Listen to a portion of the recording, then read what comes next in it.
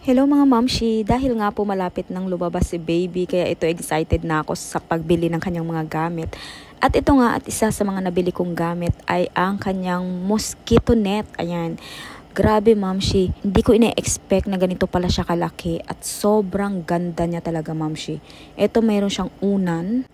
Siyempre bilang nanay, kailangan natin i-check kung may dumi-dumi ba at saka lalaban ko pa naman yan mga mamshi bago gamitin.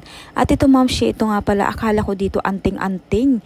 Pero nung napansin ko na parang may pipindutin sa loob, yun nalaman ko na isa pala siyang music box, parang ganun. Parang may music siya na pwedeng pampatulog sa baby, okay? And then ito mamshi, ito yung pinaka higaan niya. Sobrang lambot nito mamshi.